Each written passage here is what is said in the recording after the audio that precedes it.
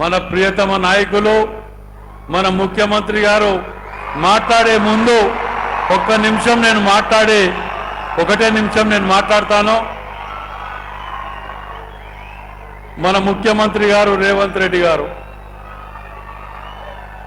ఇవాళ నిజంగా కూడా కాంగ్రెస్ పార్టీలో ముఖ్యమంత్రి అని చెప్పుకోవడానికి గర్వంగా ఉన్నది. ఇవాళ వేదిక మీద చాలా మంది అతిరథ మహారథులు ఉన్నారు. అందరికీ పేరు పేరు నా యొక్క నమస్కారాలు తెలియజేస్తూ, అన్న గత ప్రభుత్వంలో రాష్ట్రంలో ఏం జరిగిందో అని చూసినా కానీ వరంగల్ జిల్లాని మాత్రం అన్నా సర్వనాశనం చేసిండ్రు ఈ దుర్మార్గులు. మరి ఎందుకంత కోపం ఉన్నదో తెలియదు కానీ అన్నా ప్రతి ముక్కని ఆగం చేసి ఆఖరికి వరంగల్ అని ఉన్న ఒక సెంటర్ జైలుని కూడా ఖతం చేసిండ్రు.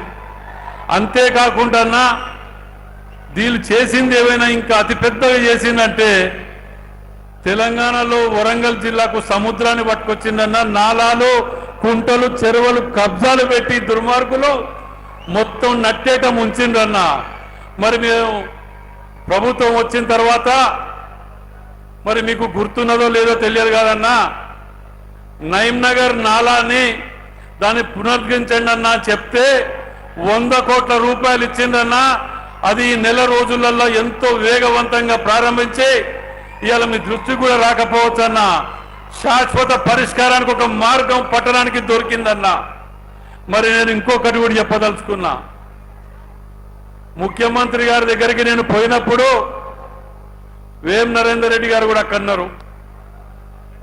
రాజేందర్ ఏదైనా ఎన్హెచ్కి సంబంధించింది ఉంటే చూడండి, ప్రపోజల్స్ పంపుతున్నాం, 30 కోట్ల రూపాయల వరకు మేము వినియోగిస్తానని అన్నాడు. అనగానే నేను అప్పటికప్పుడు ప్రపోజల్ తీసుకొచ్చి పెడితే ఇవాళ నాకు వారం రోజుల కింద ఆఫీస్కి వెళ్ళి ఫోన్ వచ్చింది. 40 కోట్ల రూపాయలు శాంక్షన్ ఇచ్చిండు ఆర్ఈసీ నుంచి సిఎస్ఆర్ గార్డెన్స్ వరకు. ఇవాళ వీళ్ళు 10 ఏళ్లల్లో వరంగల్ వెస్ట్ నియోజకవర్గానికి తేనన్ని నిధులు 251 కోటి రూపాయలు ఇవాళ వరంగల్ వెస్ట్ నియోజకవర్గానికి వచ్చినాయి. ఇవాళ ఉదయం 9 గంటలకు రివ్యూ పెట్టి ఇక్కడ సెక్రటరీలో ఉదయం 9 గంటలకు రివ్యూ పెట్టి కొండ సురేఖ గారు, సీతక్క గారు, శ్రీనివాసరెడ్డి గారు, మీ శాసనసభ్యులు అందరం కలిసి రివ్యూ పెట్టి 8 ఏళ్లకెళ్ళి కుంటుబడిపోయిన కాళోజీ నారాయణరావు గారిది ముఖ్యమంత్రి గారు ఆదేశించిండ్రు. 2 నెలల్లో కంప్లీట్ చేయాలి, లేకపోతే బ్లాక్ లిస్ట్ లో పెడతా అని హెచ్చరిస్తే ఇవాళ 2 నెలల్లో అందజేయబోతున్నారు. ఇవాళ భద్రకాళి అమ్మవారి మాడ వీధులు ఇవాళ వరంగల్ జిల్లాకే అమ్మవారి ఇది. మాడ వీధులు కూడా కోడ్ రాకముందుకే ఎలక్షన్ల ముందుకే కొబ్బరికాయ కొట్టి 30 కోట్ల రూపాయలు గతంలో ఇచ్చినామని చెప్తున్నారు.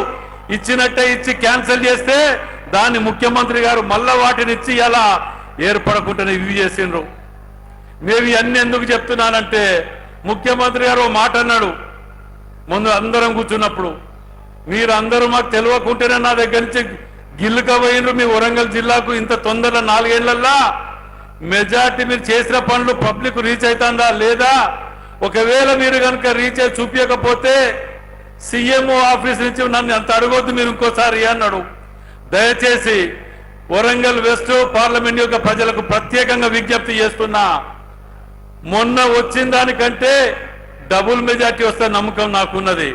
మీరు డబుల్ మెజార్టీ తీసుకొస్తే ఇవాళ నేను రేవంత్ అని అడుగుతున్నా, అన్నా జిల్లాని ఎట్లా 20 ఏళ్ళు వెనుకకు పంపారు, ఆ 20 ఏళ్లతో పాటు ఇంకో 10 ఏళ్ళు కలిపి 30 ఏళ్ళు ముందుకు రావాలంటే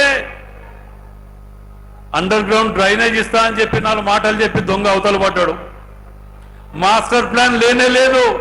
మాస్టర్ ప్లాన్ అనేది కనుక ఉంటే అసలు మినిమం కామన్ సెన్స్ ఉన్న ఏ గవర్నమెంట్ అయినా మాస్టర్ ప్లాన్ లేకుండా ఏ విధంగా అభివృద్ధి చెందుతుందో నాకైతే అర్థం కాలే. మరి ఈ బక్కైనకో ఈ పొడుగైనకో ఎట్లా అర్థమైందో నాకు తెలియదు. కానీ అన్న ఇక్కడ వరంగల్ జిల్లాకు కావలసిన అన్ని వనరులు ఉన్నాయన్న. కాజీపేట రైల్వే జంక్షన్ సౌత్ కే సెంటర్ పాయింట్ అయినా దాన్ని నిర్వీర్యం చేస్తుంటే మొన్న అమర నిరాదీక్ష కూర్చుంటా అని చెప్పి లొల్లి చేసి జిఎంఆర్ వాళ్ళ దగ్గరికి పోతే వాటిని విరమించుకున్నారన్న. లేకపోతే కాజీపేట రైల్వే స్టేషన్ ఖాళీ చేసే ఆలోచనలో ఉండే.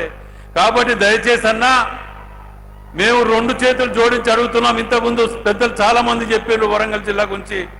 వరంగల్ జిల్లాని ఏ ఉద్యమం స్టార్ట్ అయినా వరంగల్ నుంచే. ఇక్కడ ఉద్యమకారులు బలైంది కూడా ఎక్కువ శాతం ఇక్కడి నుంచే. వాళ్ళందరూ కూడా మిమ్మల్ని కలుస్తానికి నిజంగా కూడా వాస్తవానికి ఎంతో మంది లైన్ కడితే ఈ ఎలక్షన్ల టైం వద్దు తర్వాత కలుస్తారని చెప్పడం జరిగింది. దయచేసి వరంగల్ జిల్లాని దత్తగా తీసుకొని దీన్ని కాపాడండి అన్న. రెండవ హైదరాబాద్గా ఇది చిత్రీకరించే ఇచ్చేస్తే జీవిత కాలం మీకు రుణపడి ఉంటాం. ఇంతేకాదు నా 37 ఏళ్ల రాజకీయ జీవితంలో మొట్టమొదటిసారి చెయ్యిచ్చి గుందిన రేవంత్ అన్నకు జీవిత కాలం రుణపడి ఉంటాను మనవి చేస్తున్నా. ఎందుకంటే అందరూ వాడుకొని ఎన్ని తీర్ల చేయాలనో చేసిండ్రు. ఇప్పుడు దాని జోలికి పోదలుచుకోలే, ఆ పాపాలను తోడదలుచుకోలే. ఏదేమైనా రాజేందర్ వేమన్న నేను మీకు కూర్చుందా మీరు మాట్లాడుకుంటే వేమన్న ఒకటే అన్నాడు, అన్నా రాజేందర్ అన్నని చేద్దాం, మొదటికెళ్ళి పట్టుకొని ఉన్నాడు, ఆయనకే చెయ్యండి అని అనగానే రాజేందర్ నీ పని నువ్వు చేసుకో, నేనున్నా నీకు అని చెప్పి ఆ మాట నిలబెట్టుకున్న రేవంత్ అన్నకు జీవితకాలం రుణపడి ఉంటాను మనవి చేస్తూ, మరి ఎన్ని చేసినా అన్నా ఇదంతా కూడా వరంగల్ జిల్లాకే. ఈ దత్తగా తీసుకునేది మాత్రం మర్చిపోకండి అన్నా. Thank you.